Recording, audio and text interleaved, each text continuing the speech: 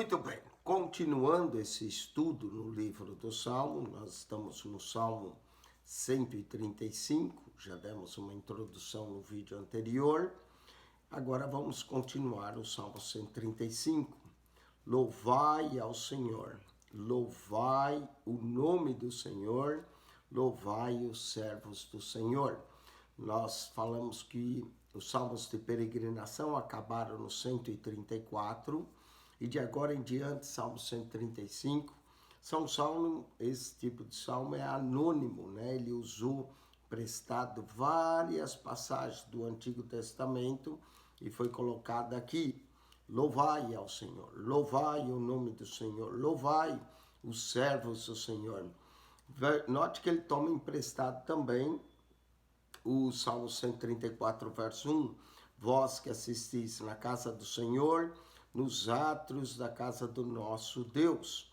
Louvai ao Senhor. O Salmo nos convida a louvar ao Senhor. E por que o Senhor é bom? Essa expressão, o Senhor é bom, se repete várias vezes em vários salmos. O Salmo 136, que é o próximo, esse é o refrão da parte B de cada verso dos 26 versos do Salmo 136. O Senhor é bom e a sua misericórdia dura para sempre. Então aqui, louvai o Senhor porque o Senhor é bom. O Salmo de número 100, verso 5, também diz, porque o Senhor é bom, porque a sua benignidade é para sempre e a sua verdade de geração em geração. Então louvai ao Senhor porque o Senhor é bom. Cantai louvores ao seu nome, porque é agradável. É agradável engrandecer, cantar louvores ao nome do Senhor. Porque o Senhor escolheu para si a Jacó, a escolha divina de Jacó, para se tornar Israel, a nação, para que dessa nação viesse o Cristo. Porque o Senhor escolheu para si a Jacó e a Israel, para seu tesouro peculiar. Israel é uma nação que é um tesouro peculiar de Deus, na sua escolha. Deus escolheu a eles como um propósito, não é? A nação de Israel tem um propósito. Todo o Antigo Testamento, quem nos deu foi a nação de Israel. Paulo menciona em Romanos 11 que deles é o concerto, as alianças, as promessas, tudo pertence a Israel. É um tesouro peculiar de Deus, porque eu conheço que o Senhor é grande. O salmista aqui declara a grandeza de Deus. Eu conheço que o Senhor é grande e que o nosso Deus está acima de todos os deuses. O Deus da nação de Israel estava acima dos deuses dos egípcios, dos deuses da Babilônia, porque os outros deuses eram criações humanas, não é? Imagens. Mas Deus criou os céus e a terra. O Deus de Israel é grande, é o nosso Deus e está acima de todos os deuses. No verso 2, quando menciona a casa do Senhor, como também no Salmo 134, verso 1, vós que assistis na casa do Senhor, não é? Verso 2, nós vamos ter a casa do Senhor e ainda no verso 2, a casa do nosso Deus. No verso 19 desse Salmo, nós vamos encontrar a expressão casa de Israel e casa de Arão. E ainda no verso 20, casa de Levi, onde envolve os levitas. Então, uma das características do Salmo 135 é a palavra casa. Casa do Senhor, casa do nosso Deus, casa de Israel, casa de Arão, casa de Levi. Como é bom louvar toda a nossa casa ao Senhor. E tudo que o Senhor quis, Ele o fez. O Senhor é o Criador. Tudo que Ele quis, Ele o fez. E tudo que Deus quer, Ele sempre faz e ninguém lhe impede. Tudo que o Senhor quis, Ele o fez, nos céus e na terra, nos mares e em todos os abismos. Aqui envolve todo o campo de atuação do Senhor, os céus, a terra, o mar e até os abismos. Ele é o Deus que envolve tudo. verso de número 7. Faz subir os vapores das extremidades da terra, faz os relâmpagos para a chuva e tira os ventos dos seus tesouros. Aqui algumas declarações científicas nesse verso 7, assim como Jó também 26:7 diz que o Senhor sustenta a terra no vácuo. Salmo 135, verso 7, declara que ele faz chover os vapores das extremidades da terra, faz relâmpagos para a chuva e tira os ventos dos seus tesouros. Também ao Salmo 78:18 fala acerca dos relâmpagos, né, e dos trovões.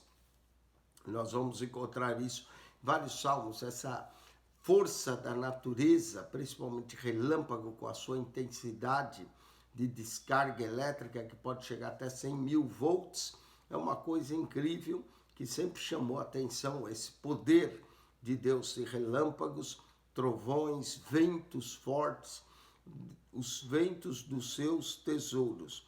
Interessante notar a palavra tesouro peculiar para Israel e dizer que os ventos saem dos seus tesouros, os tesouros de Deus. A Bíblia está cheia de tesouros, não é?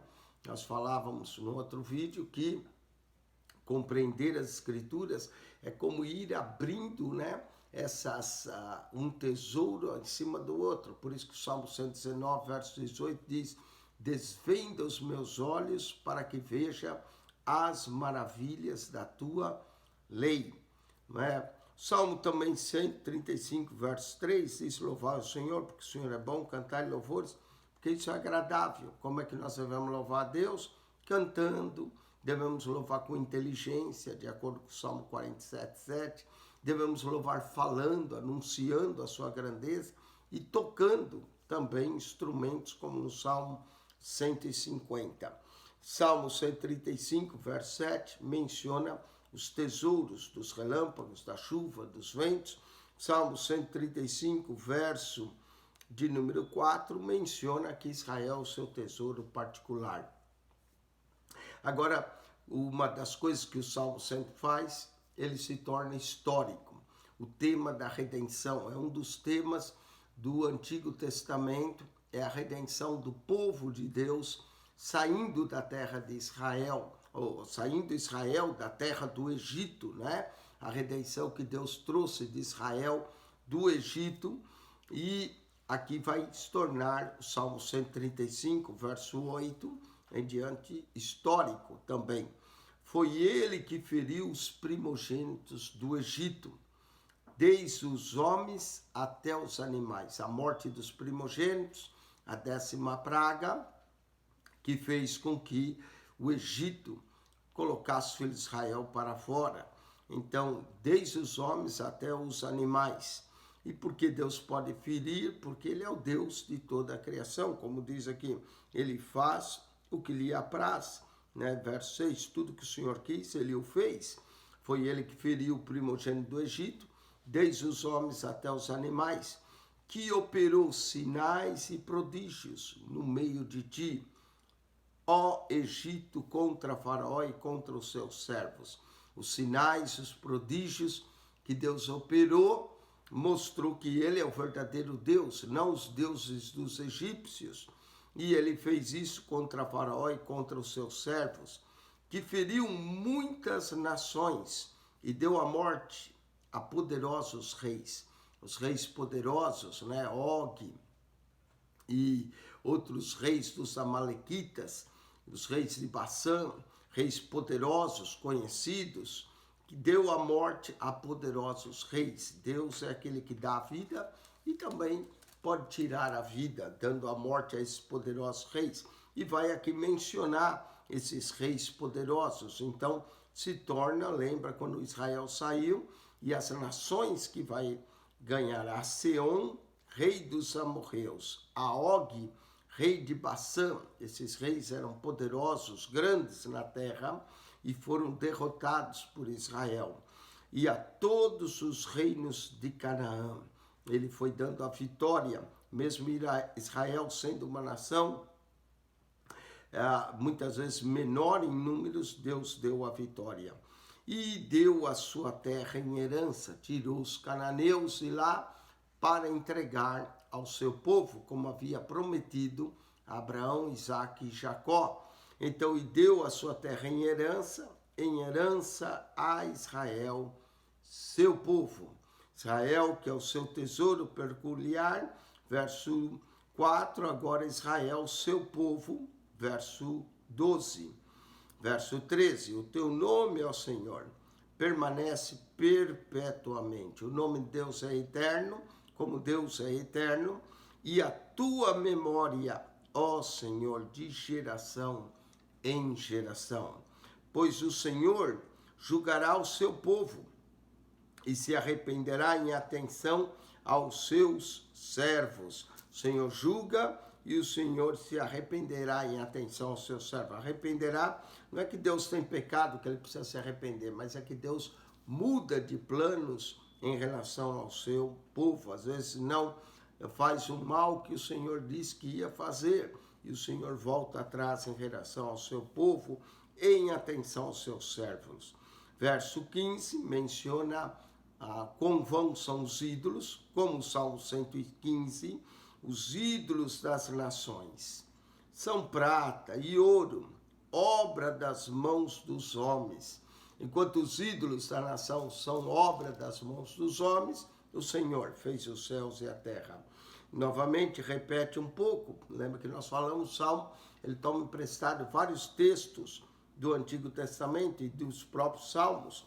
Aqui, Salmo 115, ele toma emprestado, tem boca, mas não falam.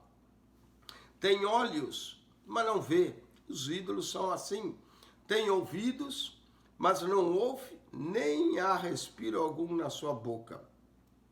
Esses versos aqui, verso 15 a 17 até o 18, na verdade foram tomados emprestados do Salmo 115. Semelhante a ele se tornam os que fazem e todos os que confiam neles. Então, nós vemos que muita gente é cego espiritual, é surdo espiritual. A gente fala do amor de Deus, tenta mostrar para ele na Bíblia, mas é cego mesmo, porque não vê e nem ouve, porque é adorador de ídolo. O idólatra torna-se semelhante ao ídolo que ele adora. O ídolo tem boca, não fala, tem ouvido, não ouve, tem olho e não vê, e assim fica as pessoas que adoram os ídolos, não conseguem ver a verdade do Evangelho, a verdade não raia ali no coração por causa dos seus ídolos que eles edificaram. Romanos capítulo 1, Paulo diz que é porque eles mudaram a imagem do Deus todo criador em imagens de esculturas, Deus os entregou para que eles se dessem as suas paixões infames. Romanos capítulo 1. A idolatria é uma das piores coisas. Em 1 Coríntios 10, Paulo diz que o que eles adoram não é o ídolo, são demônios. Por trás do ídolo existem demônios que cegam as pessoas, que deixam as pessoas surdas para não conhecer a verdade. Diz aqui, claramente, semelhante a eles, se tornam os que fazem e todos confiam neles. A idolatria também foi a causa que levou Israel ao exílio. Então, idolatria é um caso sério na Bíblia. João, quando termina a sua primeira carta, no último verso, não termina com amém. Ele diz, filhinhos, fugi dos ídolos. Não é? Devemos abstenhais da idolatria. Devemos nos abster da idolatria. Semelhante a eles, tornam os que fazem e todos confiam neles. Agora, para a casa de Israel, nós falamos, né? Verso 2, casa do Senhor, casa do nosso Deus. Agora, verso 19, para a casa de Israel, bendizei ao Senhor. Casa de Arão, bendizei ao Senhor. Casa de Levi, bendizei ao Senhor. Para a casa de Israel, toda a nação de Israel deve bendizer. Casa de Arão, a casa sacerdotal. Casa dos levitas, que adoravam no templo e ajudavam os sacerdotes, bendizei ao Senhor. E vós, os que temeis ao Senhor, louvai ao Senhor. Note que o Salmo 135 começa com louvai ao Senhor e termina com louvai ao Senhor, e duas vezes, né, aqui no verso 20 e agora no verso 21. Bendito seja desde Sião. Todos os salmos de peregrinação, quase todos, né, falam de Sião, e agora também o Salmo 135 lembra cidade de Sião, cidade escolhida, da onde Deus abençoava o povo, onde Deus escolheu como morada. Bendito seja desde Sião. Salmo de número 132, verso 14, diz: esse é o meu repouso para sempre, aqui habitarei, pois o desejei. Cidade escolhida, Deus, Sião. Bendito seja desde Sião o Senhor. O Senhor abençoa desde Sião, que habita em Jerusalém. Louvai ao Senhor. Então termina convidando a louvar ao Senhor.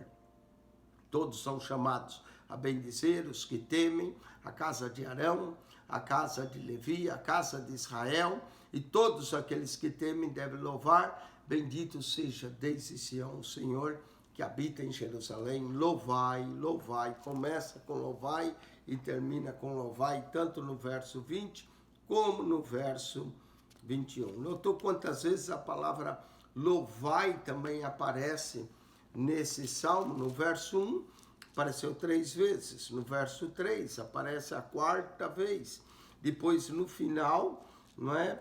Aparece no verso 20 e no verso 21, louvai ao Senhor. Somos convidados a louvar ao Senhor.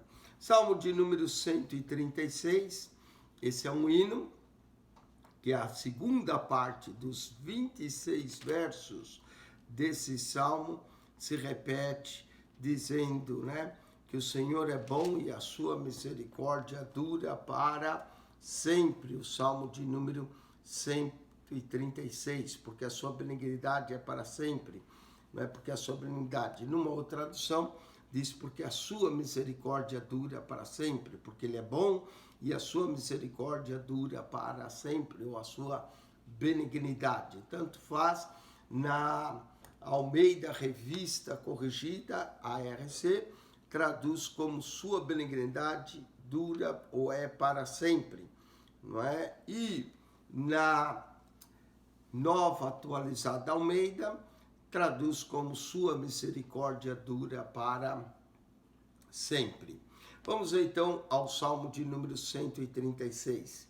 Esse hino chama a congregação de adoradores a dar graças ao Senhor, que tem mostrado a sua misericórdia ao longo da história do povo de Deus, desde a criação do mundo até tirar Israel do Egito, que é o tema da redenção de Israel do Antigo Testamento, não é? O tema central do Antigo Testamento é a redenção de Israel. O tema central do Novo Testamento é a redenção que Cristo nos trouxe através da cruz do Calvário. Enquanto o tema central de Israel é a morte dos primogênitos, o Cordeiro Pascual, no Novo Testamento Jesus é esse Cordeiro e nos traz a nossa redenção. Então, esse salmo convida todo o povo a adorar desde a criação e conduzi-los pelo deserto e até lhes dar a vitória sobre todos aqueles que lhe opuseram enquanto iam tomar a terra prometida. De uma certa forma, o Salmo 136 é histórico também. O Salmo inclui atos mais recentes de libertação e o cuidado de Deus, também no verso 23 e 25, interpretando como a continuação do compromisso permanente de Deus com o seu povo. Cada verso, cada versículo desse salmo tem o mesmo refrão, porque a sua benignidade dura para sempre, ou depende da tradução, porque a sua misericórdia dura para sempre. Não há como não entender esse tema. O salmo deve ser cantado de forma responsiva. Um sacerdote lia a primeira linha a cada versículo e talvez um coro de levitas ou toda a congregação respondia com o refrão.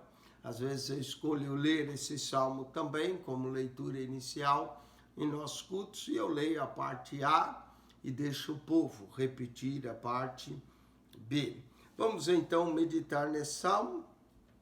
A parte B, como nós dissemos, o salmo é sempre a mesma, nos 26 versos, do verso 1 até o verso de número 26, não é? Então, é sempre a mesma. Então, a parte A é o que vai falar mais conosco. Diz, louvai ao Senhor. O Salmo 135 começa com louvai ao Senhor, termina com louvai ao Senhor. E o Salmo 136 vai começar com louvai ao Senhor e vai terminar também com louvai ao Deus dos céus. Depois dos Salmos 146 em diante, que são também chamados Salmos de Aleluia, todos eles começam assim também. Louvai ao Senhor, Salmo 146, termina com louvai ao Senhor. 147, louvai ao Senhor, termina com louvai ao Senhor. 148, 149 e 150 também da mesma forma. Todos eles terminam com louvai, começa e termina. São chamados esses salmos, salmos de aleluia, que começa com louvai. A Nova Almeida atualizada muitas vezes traz esse aleluia, não é? Então, louvai ao Senhor porque Ele é bom. Essa é a razão de louvar ao Senhor, a sua bondade. Louvai ao Senhor porque Ele é bom. E agora vem o refrão, porque a sua benignidade é para sempre. A sua benignidade é para sempre. Verso 2, louvai ao Deus dos deuses. Não é? As outras nações tinham deuses que eram ídolos, ou ainda que alguns proclamassem algum deus, como as nações que adoravam a Baal, né? Que o nome Baal significa Senhor. Então, aqui ele é o Deus dos deuses, né? Louvai ao Deus dos deuses, porque a sua benignidade é para sempre. Aí depois, verso 3, louvai ao Senhor dos senhores. Jesus, quando vier, no Apocalipse tem um título, Rei dos reis, Senhor dos senhores, e aqui Deus aparece como o Senhor dos senhores. Como nós dissemos, Baal era tido como Senhor, Deus é o Senhor dos senhores, de todos os Baals. Louvai ao Senhor dos senhores, novamente o refrão, porque a sua benignidade é para sempre. Aquele que só faz maravilhas. Tudo que Deus faz é maravilhoso. As maravilhas que ele operou no Egito, maravilhas do seu poder, transformando água em sangue, tirando o povo com a sua mão poderosa, abrindo o mar vermelho, são maravilhas que Deus faz. Aquele que só faz maravilhas, e a resposta é porque a sua bondade é para sempre. Aquele que com entendimento fez os céus. Os céus aparecem como obra de Deus, porque a sua benignidade é para sempre.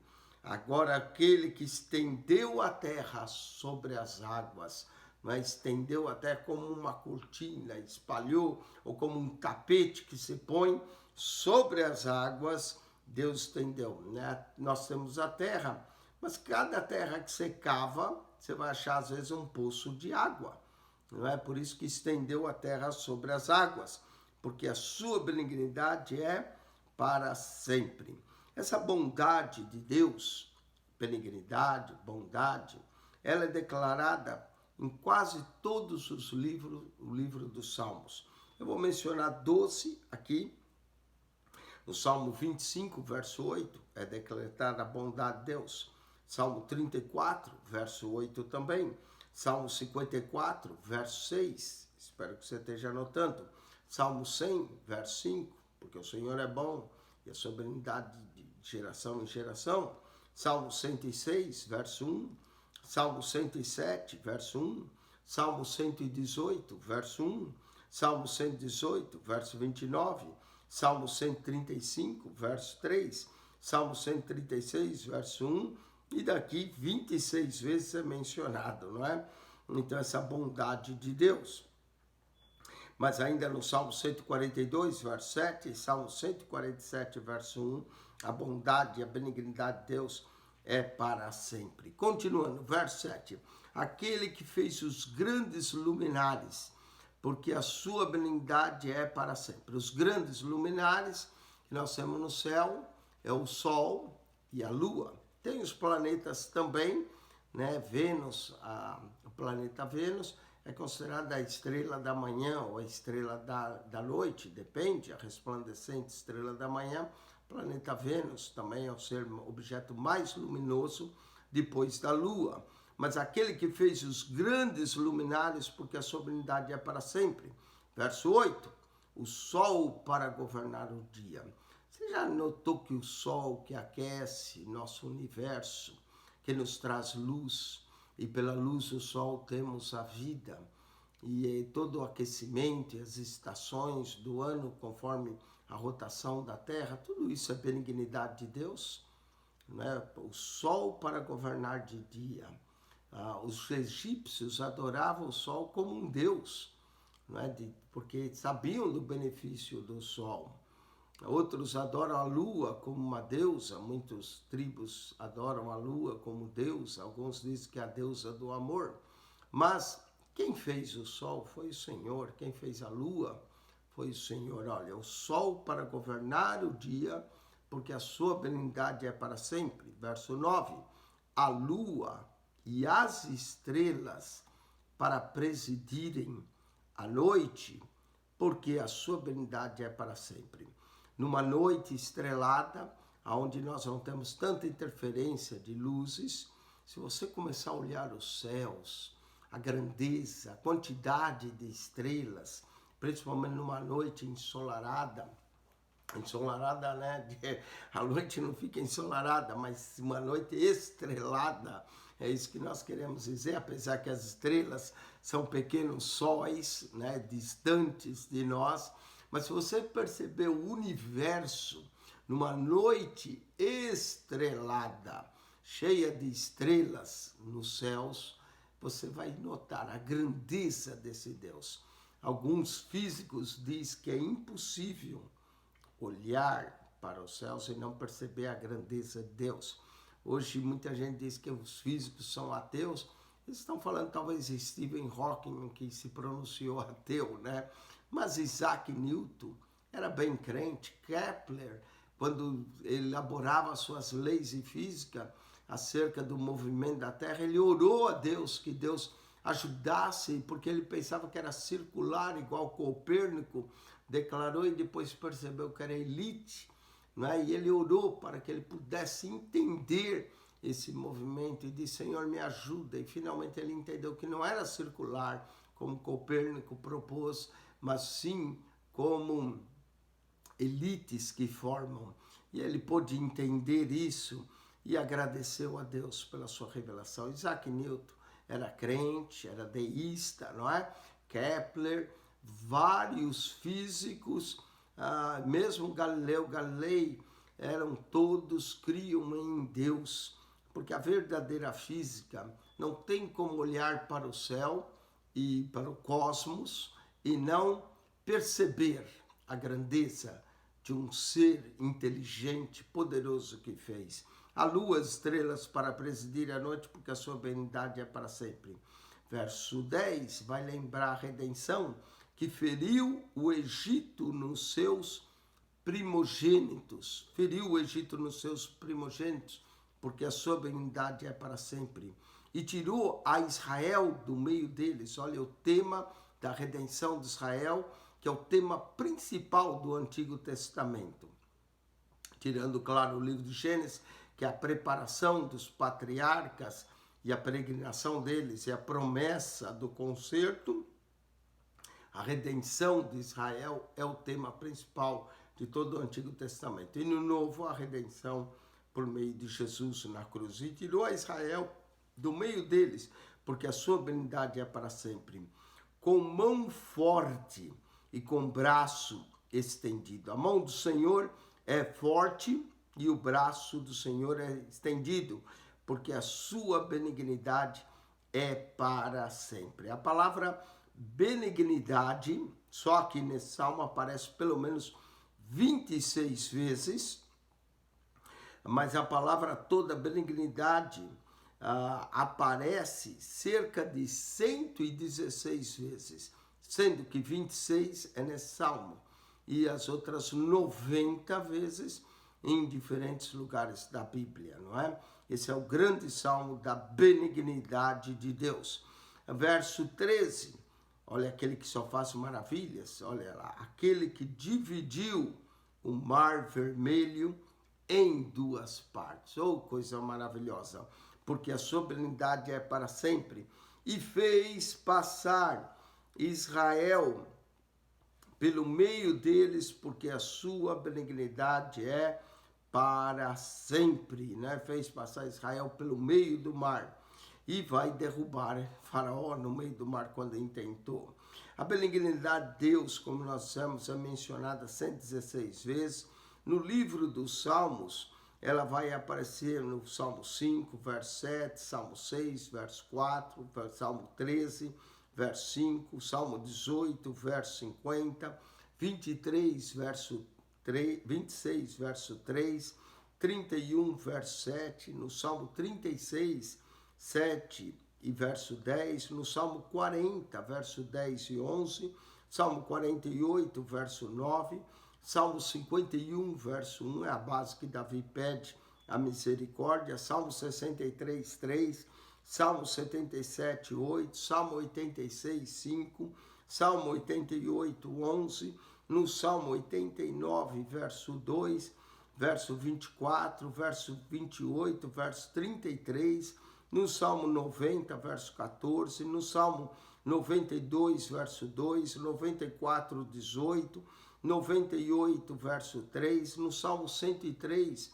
verso 4 e verso 8, no Salmo 107, verso 1, no Salmo 108, verso 4, no Salmo 115, verso 1, no Salmo 117, verso 2, no Salmo 118, verso 1, verso 4, no verso 29, no Salmo 119, no verso 64, 88, 124, 149, 159, no Salmo 141, verso 5, no Salmo 143, verso 8, Salmo 144, verso 2, além desse verso 26 vezes no Salmo 136. Benignidade do Senhor. Fez passar Israel pelo meio do mar, porque a sua benignidade é para sempre. Verso 15, mas derribou a Faraó com seu exército no Mar Vermelho, porque a sua benignidade é para sempre. Aquele que guiou o seu povo pelo deserto, porque a sua benignidade é para sempre. Guiou o povo pelo deserto. Deserto, se você não tiver a direção de Deus, você fica perdido, né? No deserto. Mas ele guiou. Aquele que feriu os grandes reis, porque a sua benignidade é para sempre. E deu a morte a famosos reis, porque a sua benignidade é para sempre. Aqui lembra, novamente, Salmo 135. Seom, rei dos amorreus, porque a sua benignidade é para sempre. E Og, rei de Bassã, porque a sua benignidade é para sempre. Lembrando, Salmo 135, que acabamos de ler. E deu a terra em herança, porque a terra deles em herança, porque a sua benignidade é para sempre. Sim, em herança a Israel, seu servo. Israel aqui é tratado como seu servo, porque a sua benignidade é para sempre. Que se lembrou da nossa humilhação, porque a sua benignidade é para sempre, e nos remiu de nossos inimigos. Que coisa maravilhosa, não é?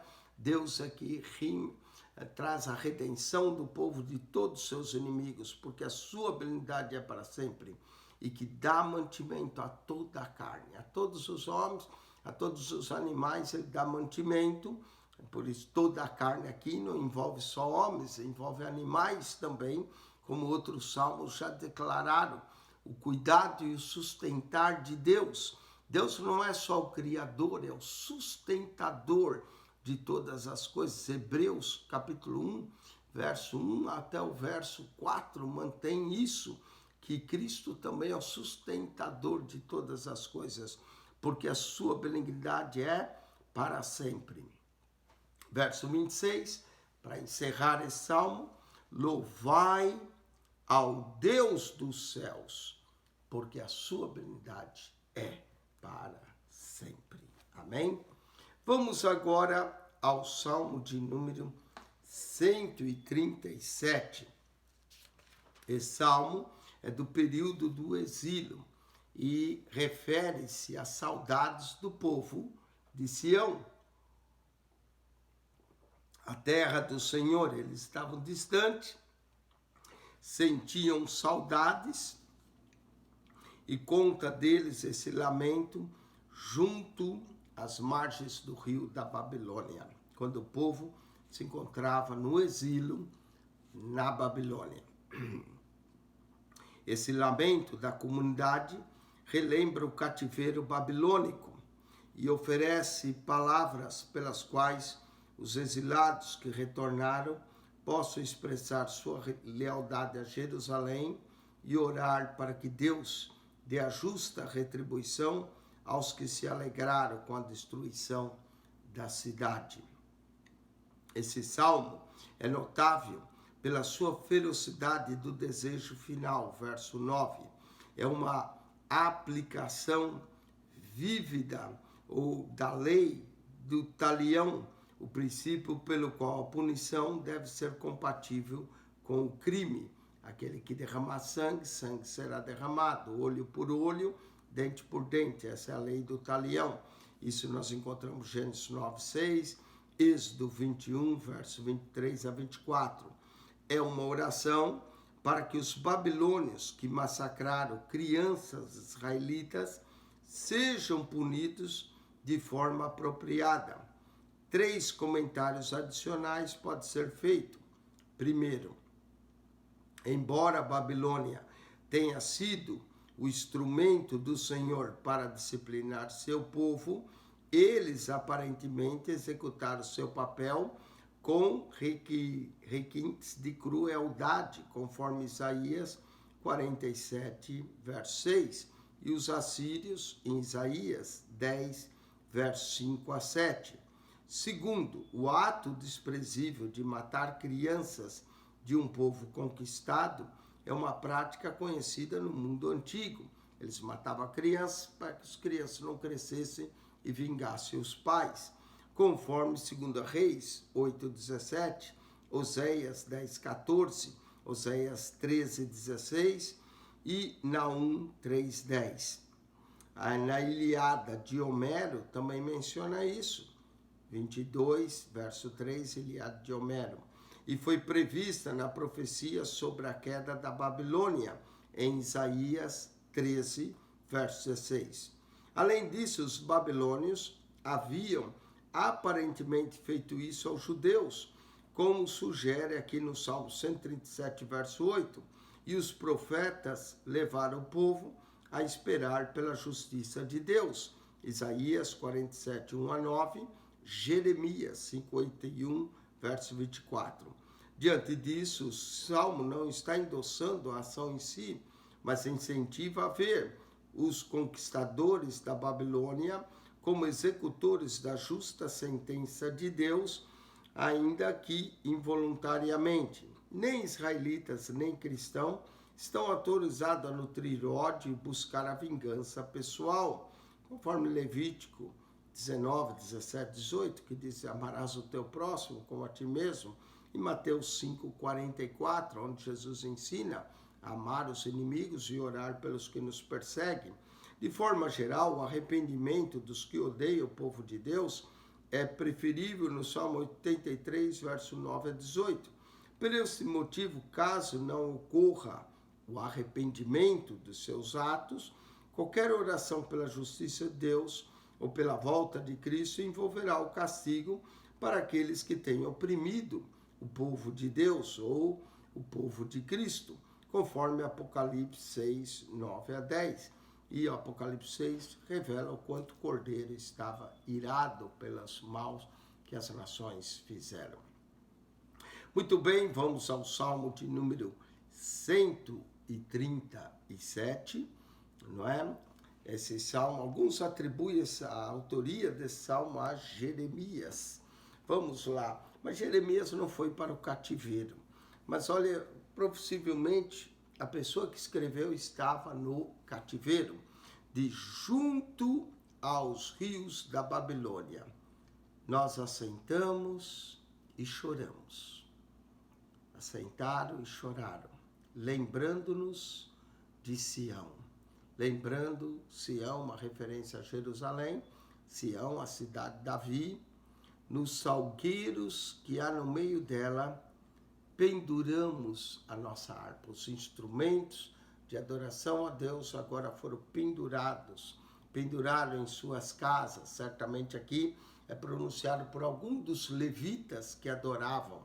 Penduramos as nossas harpas, porquanto aqueles que nos levaram cativo nos pediam uma canção. Não sei se pediam uma canção para saber a canção que eles cantavam ou para escarnecer deles. Nos levaram cativo, nos pediam uma canção, e os que destruíram, que os alegrássemos. Eles tinham destruído e pedia que eles alegrassem, servissem como palhaços, né? Alegrassem-nos dizendo, cantai um dos cânticos de Sião, cantai aí para nós um dos cânticos de Sião. Talvez numa forma de escarnecer do povo que fora conquistado.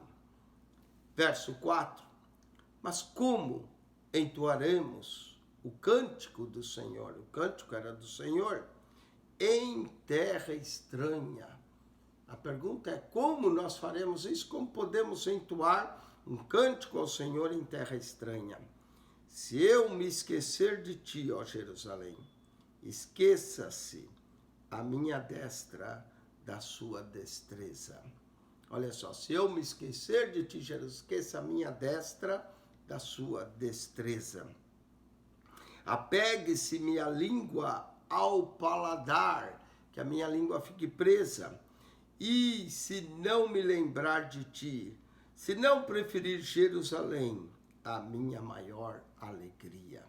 Cidade de Jerusalém era a alegria dos judeus por causa do templo, por causa da presença de Deus, mas agora estava tudo destruído. Salmo 137 é um salmo de lamento do povo. E diz no Salmo 137, nós já vamos comentar dele, lembra-te, Senhor, dos filhos de Edom, no dia de Jerusalém. Os filhos de Edom debocharam Esaú, que era irmão de Jacó, né? Seria irmão, debocharam os edomitas da destruição, porque diziam, arrasaia, até os seus alicerces, a filha da Babilônia, que vai ser assolado. Feliz aquele que te retribuir, consoante o que fizesse a nós. Feliz aqueles que derem a paga à Babilônia pelo mal que eles fizeram. Feliz aquele que pegarem teus filhos e der com ele nas pedras. Foi assim que os babilônicos fizeram com os filhos dos judeus. Pegavam eles, atiravam contra a pedra e o matavam. E aqui ele pede essa reivindicação de Deus. Feliz os que agora pegarem nos teus filhos e fizerem como fizeram a nós. Esse Salmo 137 é um lamento da comunidade, né, que lembra esse cativeiro da Babilônia. Triste esse cativeiro, e por isso ele diz, felizes os que fizerem isso com você. Com isso, nós terminamos mais uma porção. Vimos agora Salmo 135, 136, 137. Vamos voltar para uns salmos bonitos, que é o 138, que é um salmo de Davi, outro salmo de Davi, e o 139, que na minha opinião também é um dos salmos mais lindos que nós encontramos no livro dos Salmos. Fala da onipresença, onipotência de Deus, e depois o Salmo 140.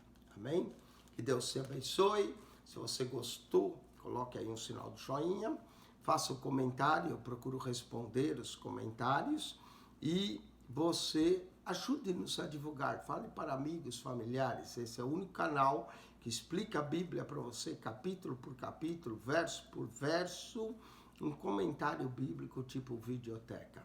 Que a graça de nosso Senhor Jesus Cristo seja contigo, o amor de Deus, nosso Pai, e a comunhão do Espírito Santo de Deus. Amém.